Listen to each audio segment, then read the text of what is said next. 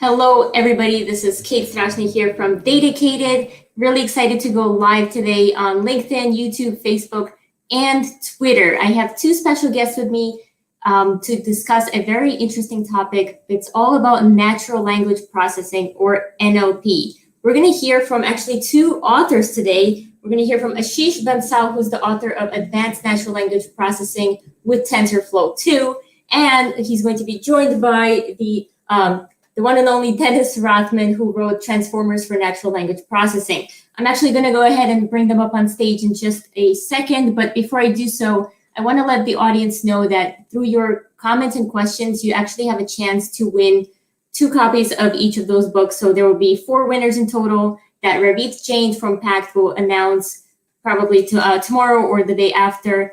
Really excited to announce our guests here. So I'm going to go ahead and bring them up on stage. Hello, Ashish, and hello, Denis. Thank you so much for joining me here today. Hello. Hello, everybody. Hello, and I think it would be great to get started with some quick introductions. So Ashish, if you don't mind to go first and just let the world know a little bit more about yourself. Thank you so much, Kate. My pleasure to be here with Denis. Looking forward to this session. I work in recommendation systems and NLP. Worked in a number of different firms like AWS, Amazon, Twitch, Twitter, Capital One. I've been working in this field of machine learning for the past 10 years, mostly self-taught. I graduated many years ago where this ML was not such a big thing, and we were still struggling with backdrop. So I feel very connected to the struggles many people feel as they're trying to ramp up in this industry. And a lot of us engineers are self-taught because we can't really take time off to go and get a degree. And that is my motivation for being here. I think that ended up why I wrote a book in the first place. Okay, great. Thank you so much for being here. And Denis, let's hear all about you.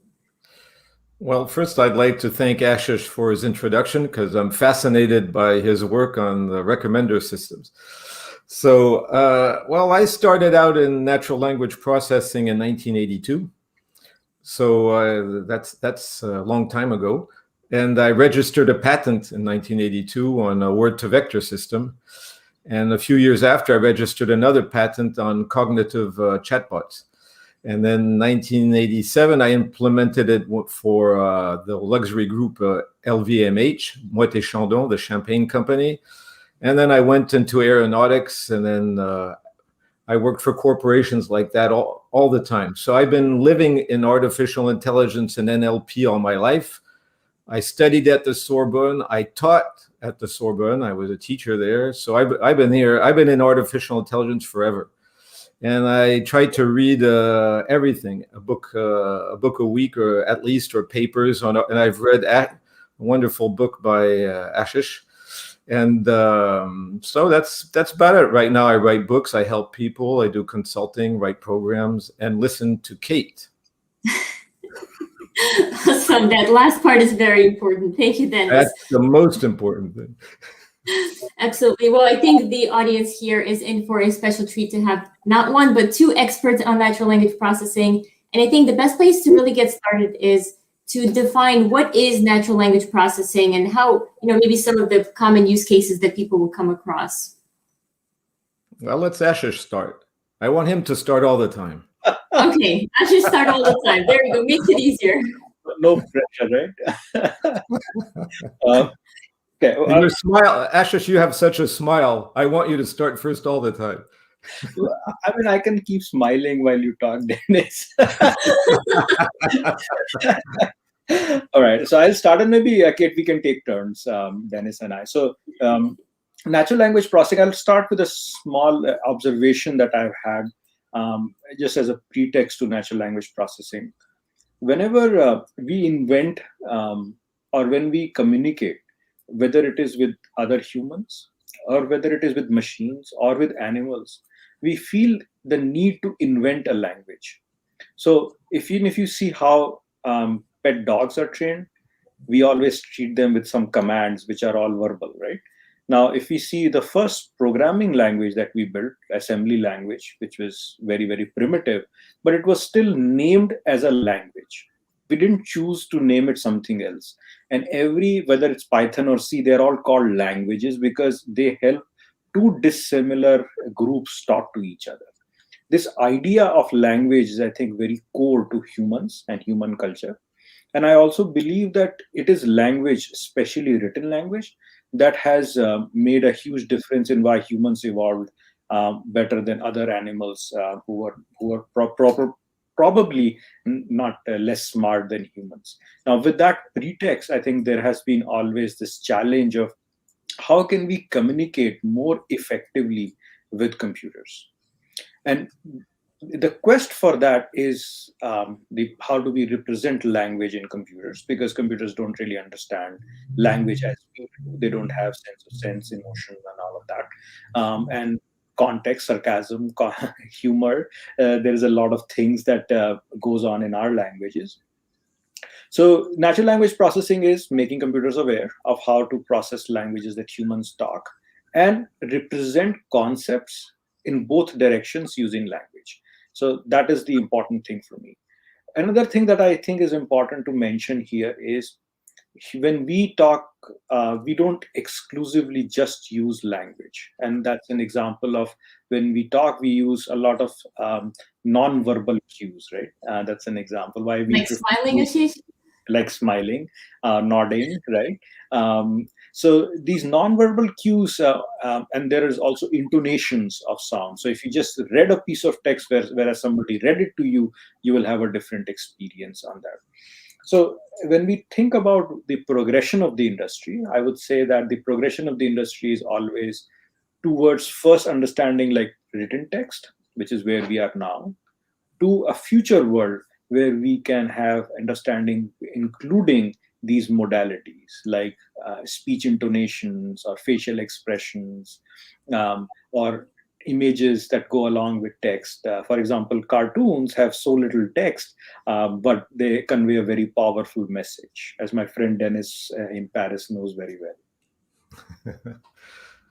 Okay, so I would just I want to add to what Ashish said. I don't want to go back on it because it perfectly describes our job. So I'll just go through my veteran experience. So the first thing we had to do in the 1980s was we would try to do what a human would do. So we would take a sentence with an expert system, and then we would try to find the subject, the verb, the adjective, and then we'd go through really structures. We try to do it like a human. And then when we got into the 90s, we found that the volume of data that was coming in was so big that we would have to spend centuries writing rules.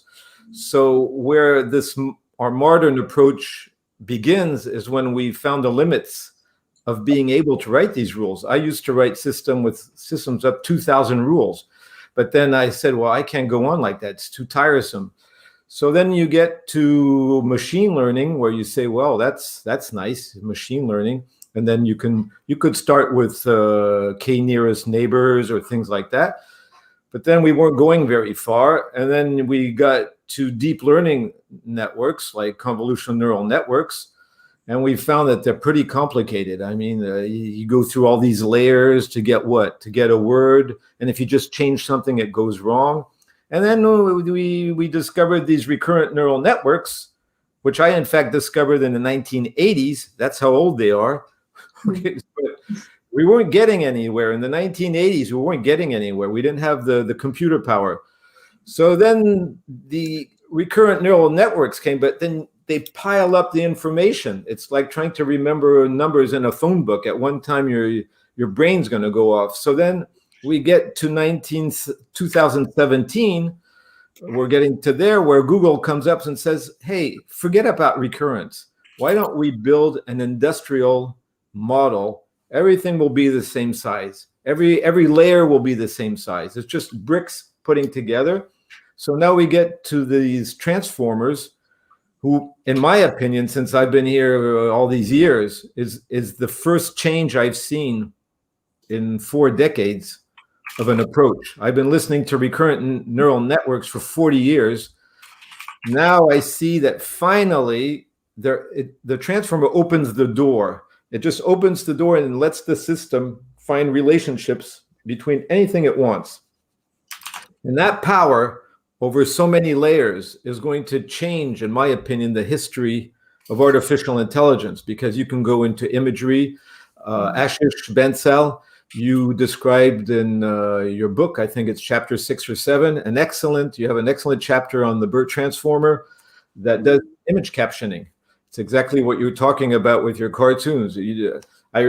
I studied that chapter, found it fascinating. So transformers are going to expand, and they're going to lead to another era of artificial intelligence where these algorithms will be freer. The transformer is a free system, but it's very industrial because you can make the calculations in parallel processing. Yeah, thank you, Dennis. There was actually a question that came in around transformers. I'll pull it up now from John Paul. He's got questions while he's walking to get his kids. Okay, thought. Transformers are not a silver bullet for tasks. For example, in scientific domains, while with explicit names for genes, proteins, etc., I've seen better results from inverse index techniques. For example, BM25. Okay, so John Paul, I think I've seen your comment in one of my posts on this, and it gives me the opportunity to answer you better than in a LinkedIn post. So there's no such thing as a silver bullet for anything anyway. For example, I'll go in your direction. Of course, if I'm doing molecular research or chemistry or physics or astrophysics, I'm going to use traditional equations. I'm not going to even bother with artificial intelligence. If I'm doing something very serious, you can do it with SQL. You can do it with a word parser. If you're looking for the transformer is different now. So it's not, there's no use in using a transformer to do something you can do with classical softwares. So I would say, yes, you're right. But then there are other tasks where traditional approaches won't even come close to what a transformer can do when you're hitting big volumes of data. Okay, thank you for that. I'd like to add something else for John, because I've seen his comments. I think I remember. Transformers are not only used for natural language processing. I have a video on my channel where I plugged in Markov decision process sequences coming from the industry, and I just fed all these sequences into a transformer, and then it did scheduling, manufacturing scheduling. So we have to think of the potential. But he's right. If you're talking about extremely precise things in science, use classical software. I agree. Okay, thank you for that. We have a question here. I'm not sure from who. It's from a LinkedIn user. But the question is, what do you see in natural language processing and the future of translation? Well, I can say a word and turn over to Ashish, because I began my career as a translator when I was at the Sorbonne. It was one of my jobs. I would say, let's say we have 1 million miles to go. We're at mile 1. Because what do you do? English is so easy. I mean, you just have it, the. Try French, where you have feminine, masculine. Try Hindi. Try some Arabic. Nothing will work. Russian also. Russian is structured, but there are 8 cases. There are 8 cases for many words. So yeah, or German. German and Russian have the same problems with nominative, gerund. I'd say we're at mile 1, but I'll add something. If you go to Google Translate and you want to read an article in a newspaper, well, it gives you the general meaning. It goes back to what John was saying a minute ago. If you want to do some extremely precise things, you're going to have to add rules. But then I'm going to let Ashish finish this. Thanks, Dennis. I think we've made great strides in translation. For a lot of the popular languages, where there is a fair amount of digitized content, you have enough training data to do something with it. The key here, as Dennis pointed out, is figuring out how much accuracy is enough for the task at hand. If you are trying to read a news article and you want to get the gist of what it is saying, for many language pairs, what we have today is sufficient. If you want to get the nuances of French or German as the writer intended to write them, maybe we are not there yet. But if you think of language is main purpose of communication to each other, I think that basic communication can be solved today.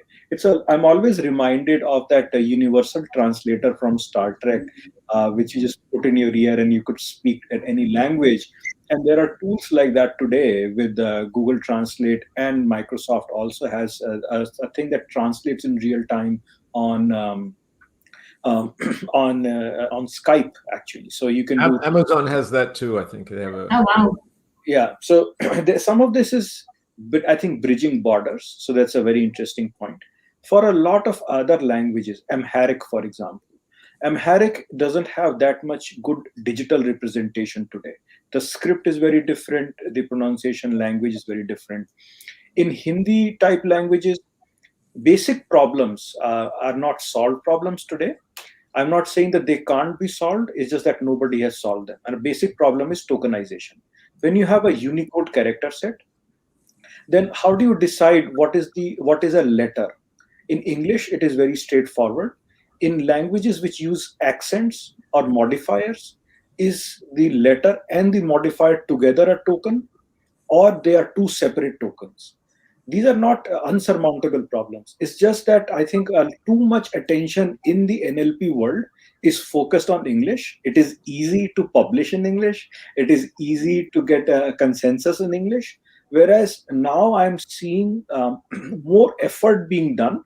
So a lot of techniques that have been done in English can be straightforward applied in many of these languages, but we need researchers from various parts of the world to take their pride in their own language and put transformers and BERT in their own languages and put them out. I think that would make the state of the art much better. Yeah, that's very interesting for me to learn about. The extent of my knowledge in terms of translation was when I get an email in a different language and I can copy paste it into Google Translate and at least get a sense for, is this a normal person emailing me? What do they really want? Or is it just some kind of spam? So very, very interesting to learn about this. We actually have like 25 questions that just came in. And I'll just go to a comment quickly from Christoph saying German has 4 cases, Polish has 7. So that's even tougher. That is, I just want to refer back to a point that Denis made earlier. When we were starting in the NLP world, maybe a couple of decades ago, there was a lot of thought of trying to model language as humans understood or designed it with grammar. So when Denis was talking about writing rules and stuff, in deep NLP architectures, we are working more on end-to-end learning. So there is less focus on parts of speech or grammatical, or you can do translation without having to worry about those. Why you can do that? Because you have better recurrence relationships, better tokenization schemes to understand what each token means, and much larger amounts of data that you can train on for days. So that has reduced, I think there was a famous joke that every time I fire a linguist, the accuracy of my model improves. I forget for it. But that was kind of the challenge, because language, even as structured as we might think there is, pick up any grammar book. I'm always fascinated by the exceptions in that grammar book about, like, this is like this in most cases, except when it is preceded. And it doesn't matter which language you pick, every language has this, and this is the bane of every school going child when they are going through this, like, oh my god, who made these rules up? Deep NLP actually provides you a way to not worry so much and make some fixes using things like CRF, conditional random fields, or with beam search on top, that maximizes the overall probability, because overall this sentence structure does follow patterns. Actually, there was a question there that went quickly. Short sentences. That's exactly the one I was going to bring up. Yes, from Dr. Tariq. That's something I did yesterday. Is someone gave me a conversation, a transcript that lasted an hour. The problem is, if you have something very long, It depends on the structure. Let's say someone's writing an article on visiting the Grand Canyon in Arizona. And the text is structured. It says, I got to the Grand Canyon. The Grand Canyon is in Arizona. And if you can go through Flagstaff, and then you can drive up, and then, you can get to the park. If it's very structured, it can be long. But what happens in oral conversations is like when us three were talking before the meeting, we can go from one subject to another. Oh, I like Grand Canyon. Yeah, but I went to Japan. Yeah, but Kate, I went to Paris and it was pretty cool. Hey, Ashish, I was in Canada. Dennis, well, I went to Canada one time. But so the thing is, when it gets long, if it's not structured, the transform will get lost. In fact, it'll get lost like any human being. How many human beings can focus on a sentence for more than, 5 or 6 seconds? When someone begins to speak, in meetings, we can see the eyes glaze. You say, oh, I lost him. But today, you're going to have worse. The person will go on his smartphone. So if the text is structured, the transform will make it. If the text is not structured, it won't make it. So what I suggest is to segment, send it by blocks into the transformer summaries. Like I have T5 in my book in chapter 7. I recommend send blocks to it, logic blocks. So there is some rules, batches, but don't send the whole thing because you'll get gibberish. I'll just add a couple of things to what Dennis was saying. Whenever we are building systems, we need to think about what is the probability of each occurrence. So when we are building systems for NLP, how many documents there are that are thousands of words versus documents that are hundreds of words, because you will find that thousands of words of documents are probably outliers. I'll give you an example of a real case which is analyzing financial reports. Whenever every quarter publicly traded companies release financial reports, and you can say, I want to find information in the financial report. To Dennis's point, the financial report is very long, but is structured in sections, and they talk about specific things in the sections. So you can always break down the problem into what question are you trying to answer. I think the question that was phrased was, I have a document that is very large, and to me that is half a question. That is the input, but what are you going to do with it? Are you trying to summarize it? Are you trying to find a relevant fact or factoid from that document? Are you trying to answer free-form questions from that document? So based on the task that you need to perform on the document, there are many optimizations that can be done. Now, in the last point I will say is, in the transformer world itself, given how much compute you have, there are transformers that are going up to 2,000 or more tokens. A token is not a word per se because of BPE, the way they do tokenization. But even if you assume that there is some factor, you are already seeing 1,000 word or more document being fed into this. It may not really help you with analyzing the Supreme Court judgments or case proceedings, but for a variety of business uses, it might be sufficient even for what we have today. Yeah, thanks for that. And so you both have mentioned sort of a batching of jobs or specific tasks. Do you think in the future we're going to move towards, or are we moving towards a simpler way to do this, where we can actually just throw the whole document at a program? No. Ashish is right. What we have to do is exactly what he said. I would add the word pipeline. I would say that the transformer is part of a pipeline. So you have the transformer here, and before you have to do exactly what Ashish says. What do you want to do with it? And then according to what you want to do with it, then you can break your document into the proper segments. You could even parse the document to just bring up the sections you need. That's what Ashish is implying. And then you run the transformer, and then you take the output.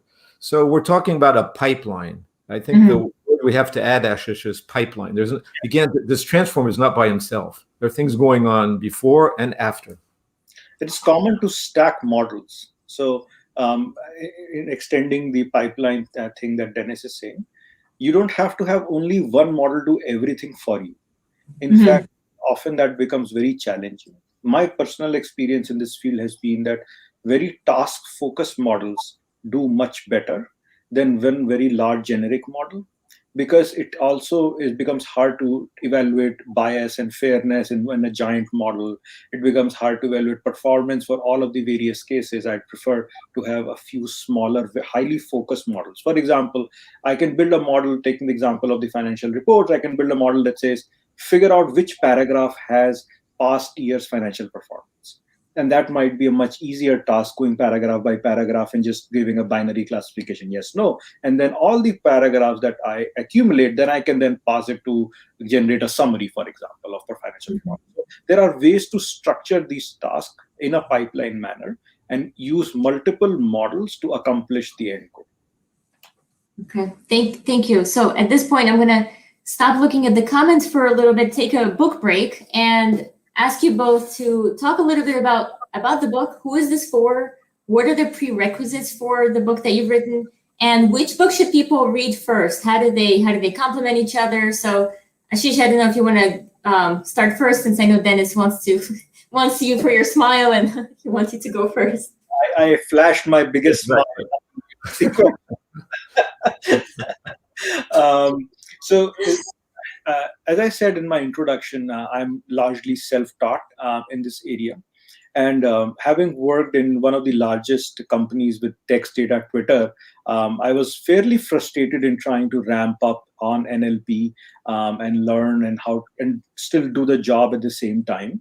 So in a way, my book is a set of notes that I'd created for myself to say, okay, what order should I put things in? And that is one challenge that I found, was it was not clear what order things need to be read in. And the reason why it's important is because advances build on previous advances. And if you follow that along a little bit, then it becomes much, much easier to see how things came to be. So I would say that my book is a little more broader, or has more breadth, and follows how you get to transformers and what is everything that has gone in the development. So sequence to sequence, I think, as an architecture is hugely influential. I think sequence to sequence as an idea may transcend transformers even tomorrow. Like having the ability to take a sequence of type A and convert it into a sequence of type B is a very generic idea. You can do this with LSTMs, you can do it with deep learning networks, you can do it with GANs, you can do it with a variety of different networks, but that idea is, I think, very central. The idea of attention is very central. Now, we will see various forms of attention, multi-head attention, self-attention, local attention. But the idea of attention, or attending to certain parts of a sequence to influence, which have higher influence on a certain outcome than every other part, is a central idea. So just following through. And another thing that I observed was some of the basics of NLP, like parts of speech, named entity recognition, and the other supporting systems that make NLP work. Like we have things like CRMs or beam search. So even if you look at GPT, as good as that model might be, if you remove beam search from it, I'm pretty sure it will output garbage. Beam search is a very critical component. It is not a deep learning technique per se. It is a probability maximization technique. But it is hugely important. And there are grammar models that are applied on top of these. And sometimes they get lost in the hoopla of this. So I wanted to make sure that all of these basics were covered for people who want to build production NLP systems. I'm an engineer. I've written all the code works and is self-contained. So every chapter has self-contained code, which was another pet peeve of mine when reading some of the other books, that I had to copy paste different pieces of code from different places. So hopefully you can run all of these examples, and I would be very happy if you take my code and use it in production and modify it, update it, go for it. I'll turn over to Dennis with that. Okay, so I think Ashish has a point because he starts with this broad view of NLP, because of course I read the book, and I think that's right. It gives a broad thing. Now I come from a different area because I come from decades ago. So what I found when I read the papers was I was absolutely fascinated by the fact that it's a clear difference between what's going before. What I'm saying is, think of, I use the Legos, Legos, the toys. And the transformer, you have a Lego, like you said. Let's say you can take a sequence, and then you can ask 8 heads to analyze it in parallel, and they're exactly the same size. And then you can put them together again. So you have this clean architecture, and it's the first time that I've seen that in decades. Something so clean, something so well built. And then what I like, that's the first thing, is the architecture, so clean.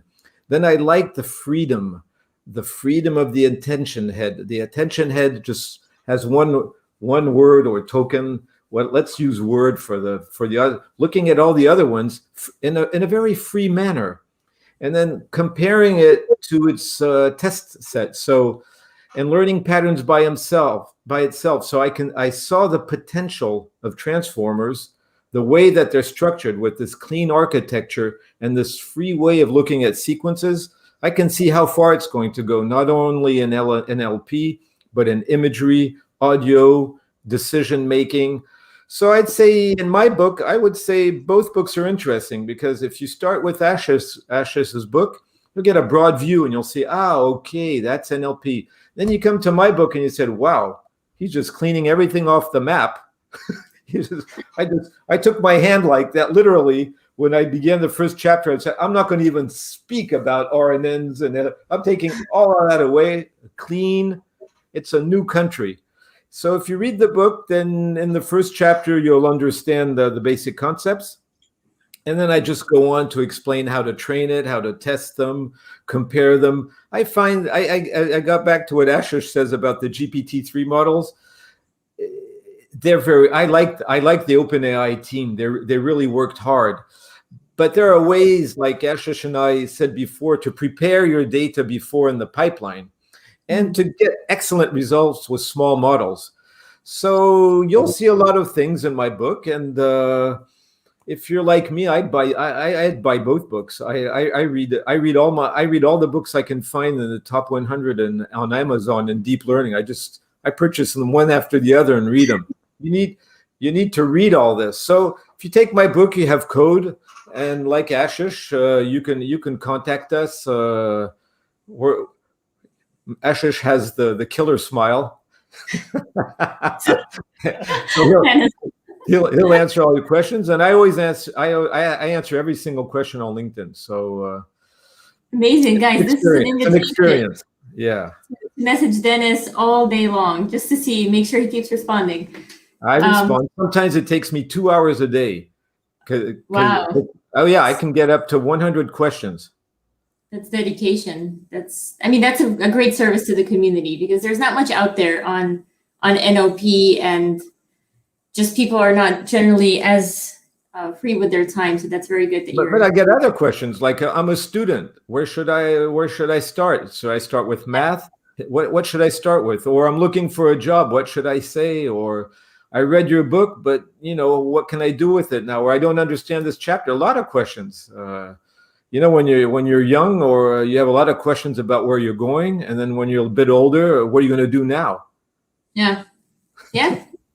Give back and help. Speaking of questions, we have an interesting one here from Tushar.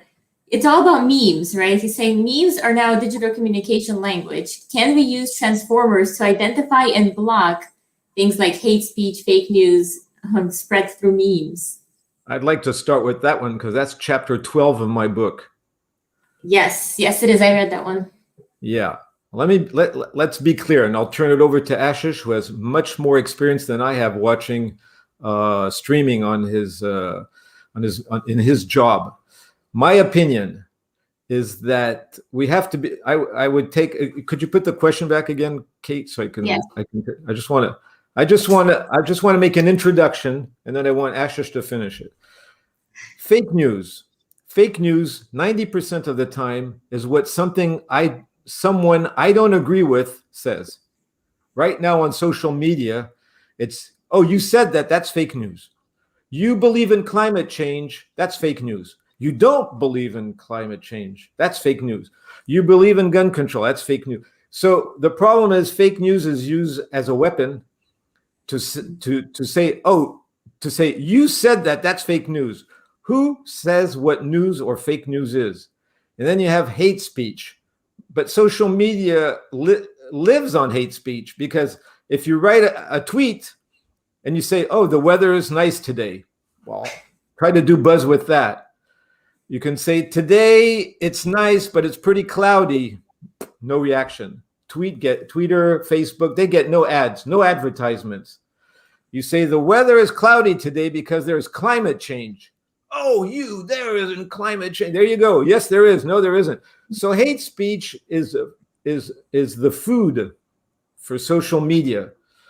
And I'll go back to my book on explainable AI and ethics. And I would make sure that every person that goes on social media has his ID when he signs up. He has his ID, his passport, or his driving license. He can use a pseudo, and it's not up to us to decide, then it's the courts. There should be accountability for social media. So if I put my ID on and someone doesn't like what I say, it's not up to a social. Go to court, and then we'll see what the court says, because each country has its own idea. Like one country can agree, another country can disagree. So what's good in the United States is not good in France, or it's not good in India, or in Iran, or in Pakistan. Good luck. So I'll turn over to Ashish, because that's what he does all day. he's watching all this stuff coming in. It's a very tough problem. Humans have always used. Maybe you should say what you do all day. So I do work. What's your experience? Yeah, sure. I work on recommendation systems. I recommend content to people, and recommendation systems consequently can have the effect of amplification, of both positive and negative amplification. So figuring out some of these things is very important as part of my work, because you don't want to amplify negative things. Contrary to having experience with Twitter, which is often criticized for some of this, contrary to popular belief, Twitter does not want unhealthy conversations. In fact, internal experiments have shown that when the platform becomes unhealthy, we see a drop in people coming back on the platform. So in general, people like a civil platform. Definition of civility, like anything in language, is up for grabs, because that is one of the challenges with civility, with some of the language concepts like hate speech. Like hate speech for one may not be hate speech for the other. The interesting challenge that we have here is that people find ways to evade bans. So, Tushar, the question is less for me from a practical perspective of whether I can identify hate speech today, because as soon as whatever system I build to identify it, people will find a way to replace it, to get around it. So, as an example, let's say that I want to spell some word, which is an abusive word. Now, I block a very simple filter. I say, okay, whenever you see this word, block it. What people start doing, they replace E with 3, or I with number 1, right? Or L with number 1. So now I'm just giving a very simple example. Now what you do is you would now start spelling it phonetically, make some small adjustments, change the order of the letters. A very famous fashion brand, FC UK, has done this for shock value. So it's very common to see these problems. So the challenge is less about can I detect it today. The challenge is more about how can I build a responsive system that can continue to detect it as people do this. I'll take an example from how we do nursery rhymes. There is a very famous nursery rhyme which I used to learn as a kid, Ring Around a Rosie. I later found out it was about the Great Plague. And this entire nursery rhyme was a coded message to say, how do you identify this person is going to die? And it just described the various stages of the disease. Humans, and it is very common in Black literature as well, where the songs of the slaves were warnings and they conveyed different messages in coded language. And Black Twitter does that even today. So the codes are what is the challenge. It's the obvious things are very small and very easy to catch. It is the codes. As an example, white supremacists in Europe use the term falafel for Middle Eastern immigrants. And falafel, Falafel. So consequently, you can write a very innocuous looking statement saying demolish the falafels. And for a normal person that might just, or devour the falafels. To a normal person that might seem like, oh, this person is really hungry. For a sub-segment or a group, it might be a call to arms. So these code, the challenge is it's rarely the hate speech is obvious. When it is obvious, then it's very easy to block. It is these codes that make it, and these codes evolve with time, right? They were not always the same codes. You catch one, you do the other one. So at Twitter, I worked a lot with at the start of COVID. There was a lot of challenges in India. People who are in India, they know all of the material that was going around targeting a certain race and a certain religion. And I spent a lot of time like figuring out how creatively to write abuses in different languages so that we can build and block. You don't have that much literature or written language to train a big model in many of these cases. So there is a variety of different problems. It's not a simple thing to fix, but requires constant attention. It seems like when you guys were trying to answer this question, you made it even more complicated in my mind to address. Thanks, especially Ashish with the symbols and the letters. I'm like, wow, are we ever gonna fix this? And then there's a related question here from Dennis. He's saying, when are we going to teach AI to understand irony? Because that's another aspect that machines don't really understand, right? So have you had to face any ironic phrases in NLP? Yes. So I'll Dennis is asking a question to Dennis. I'll say it. I'll give I hate that because there's this. I won't name the company. There's a company in France, a very big energy company, that they have this bot when you phone it, say, "Oh, how are you today? I guess if you're phoning me, there's a problem, you know." And I say, and you're saying, "Yeah, I'm going to tell you what that problem is because I don't have my power on." And then the person says, "Oh, and I wish you," and this irony. The problem, Dennis, is the irony can come a day when someone passed away in your family. So now you're someone just died in your family and you're phoning because the electricity is off in that house, and the person, "Oh, how are you today? It's so nice to see you." So and there are civil cultures, and I'm not going to name them here, but cultures that don't like irony.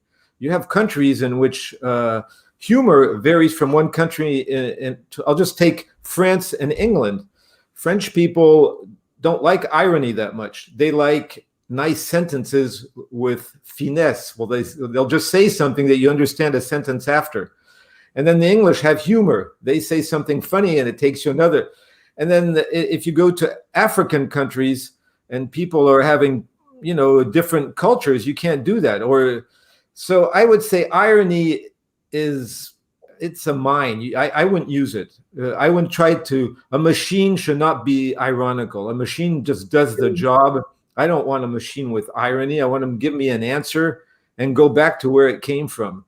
Because it like Ashish said, we can't do that until we have the nonverbal language. So imagine, and if this conversation, I'm like this, oh, and then you have this machine. "Oh, are you happy today?" And I said, "I'm going to show you how happy I am. I'm going to cut you off." So until we have nonverbal language, prosody, which is the intonations, we can't do that. So Dennis, be careful with irony. In any case, be careful with irony, even in everyday life. And I feel we might be able to solve irony, but not the computers will never be able to understand the stiff upper lip of the Brits. Yeah, that depends who you're talking to. It is some irony. If you're talking to your parent, your grandfather or grandmother, and you start irony, you might not get cake for dessert. You might just get your soup and get out of the house. There's a lot. There's what you said, Ashish. There's context, and a lot of context that's not in the machine. So let's be careful with irony. Yeah. Thank you. Laughing at our jokes either. That would not be funny. Yeah. Another question here from Christoph. He's asking, are there any NLP tasks or problems where choosing deep learning solutions is actually a bad idea? So the way I'd probably take a first crack at this, Dennis. From a practical approach perspective, deep learning is never my go-to approach. I always believe that for any problem at hand, I first want to build a very simple rule-based system. And any machine learning solutions, this is a very practical advice. And any deep learning solution has to be my V2 or V3. I always want to have a baseline. To give you an example, once I built in my younger, more eventful days, we built a system using LSTMs to predict open hours of restaurants using transactions because I was working at a credit card company, we had transactions flowing. So we said we can guess open hours because ideally your first transaction would come a few minutes or after the restaurant opens, and your last transaction would come a few minutes after the restaurant closes. That few minutes is variable. We could train a network. We trained a network. We were very happy. The accuracy was 91%. We were like, fantastic. This is a great model. It turns out that if I had implemented a simple rule which says all restaurants are open from 8 p.m. to 10 p.m., the accuracy of that model is 92%. Now, that is better than my LSTM-based network. So because restaurants follow a pattern, so as happy as I was, that was not a great idea. I always, the lesson that I'm trying to learn from that is to say, first, try to solve it in a simple way. In NLP especially, regexes are your friend. If you can build a simple system using some regexes and a bunch of rules, that should act as your baseline. Then for further improvement, if that doesn't meet your baseline or your accuracy requirements or your product requirements, keep improving by adding machine learning and consequently deep learning. There is a lot of effort that is required to get and tune a deep learning system and keep it running. So be careful. Don't step into deep learning because it's hot and fancy. I have nothing to add. Ashish summed it up perfectly. Great. Then I think so. We actually went overtime. See what happens when you're having fun. I promised Dennis and Ashish it should be about 30, 45 minutes. Now we're overtime, but I do want to end on one last question here, and it's all about your predictions for the future, right? So get your crystal ball or something out, and maybe just share some thoughts on what can we expect to see in terms of innovations in natural language processing in, let's say, the next 5 to 10 years. I know 10 years, it's a big gap, maybe 5 to 7 years. Well, I would say Ashish has the key word there. It's the recommenders, because there are the visible recommenders and then there are the invisible recommenders. The invisible recommenders don't need to worry about how fast we understand and where we're going. So these are back office algorithms that are feeding off huge amounts of data and they become smarter day by day, whether it's with rule bases, machine learning. So in the next years, I see an emergence, and I know that this could be considered as a bad word in a Western civilization conversation, but I see a very strong emergence of China in artificial intelligence, extremely powerful, because they don't have to follow the rules we have. They pick up all the data, they pick all the webcams, everything. So I think we're going to see recommenders, as Ashish is the professional on this, and I see Chinese recommenders progress extremely silently. There'll be stealth marketing as you've never seen, and they'll be purchasing corporations. They'll be coming in. They'll be becoming probably the world first power. That we just have to be humble. It hurts our ego, and Alibaba is nothing to underestimate, because they devaluate their money, the value of the money, but it's huge. So I would say recommenders, and that's why I'm fascinated by Ashish's job. So I'll let him finish this interview with his vision. Thanks. He's in it. This question is very scary for people who follow history of technology. I think Bill Gates famously said 512 KB is enough. Somebody said, why would anybody need a personal computer? So you're asking a question that will be quoted later, will live for eternity in digital medium, and then will come back to haunt me in a few years. I have to be very careful as I answer this. I'm not trying to compare myself to any of those big people that I just named. I think there is a lot to be done in language. So I think everything Denis said is fantastic. I'll just add a few notes specific to language. I think I would love to see people and researchers and scientists from all over the world do more for their native languages. A lot of literature has been published. It's fairly easy to do and do research in your language. And access to people, because a lot of people can't use these phones. A friend of mine does electrification in rural Africa. And the challenge is that they can't use the phone interface because it's in a language that is unfamiliar.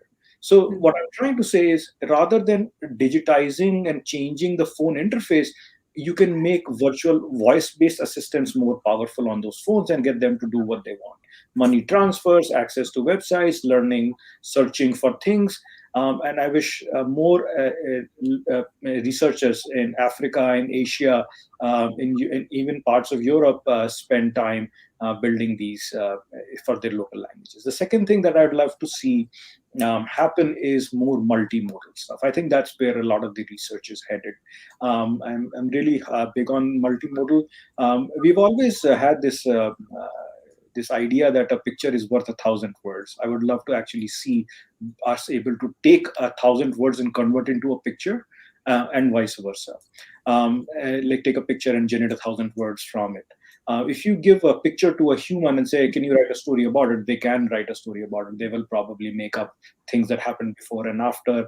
Many of the games are built like that. Quizzes, puzzles are built like that.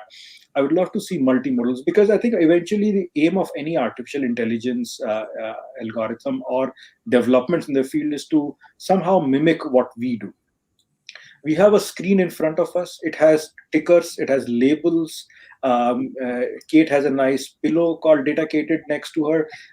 We are hearing what we are discussing, and we are seeing and processing all of that at the same time. When you recall this moment at a later point in time, all of this, how you felt, how the environment around you, was it hot, was it cold, all of these things will come back flooding to you. Any good memory or bad memory we have all of these things. So that means we are able to process all of these modalities. And our brain works at what, 40 watts, right? So that is roughly the amount of energy consumption of a human brain. That is much smaller than any NVIDIA GPU that is in the market today. So miniaturization is the next step. I think there's a trend that I've observed in technology. The first versions that we invent are usually very big. So all of this talk about a trillion parameter model, I think it's a trillion parameter because that's the easiest way to invent it today. And then over time, we will make it smaller and smaller. Bert and Albert, I think the same thing happened with there. We invented a big model, and then we found it was highly over parameterized. You can condense it and smaller. So that's the third thing I think will come out, this miniaturization. Wow, that's a lot of stuff to come our way in the next 5 to 7 years. Thank you so much, both. As we wrap up, I just want to remind people to go ahead and check out the books, and I guess they can be found on Amazon, both of them. Yep. Yes, Amazon is usually the easiest way to get them, and I think Ravid's posting some links in the comments if people need a link to find the book. But what's the best place for people to find you if they want to continue the conversation? We did have to, unfortunately, skip a lot of questions due to time. LinkedIn. LinkedIn. For me. I'm on LinkedIn and on Twitter at @Ash_Bans, ASH_BANS. Twitter, LinkedIn, both. Okay, great. Well, thank you so much both for this amazing session. I personally learned a great deal about natural language processing. I'm in the middle of both of your books. I was trying to read them at the same time, so they're both kind of together in my head. Good thing they're on the same topic. But thank you again so much for your time. Thank you. Everybody, have a great day.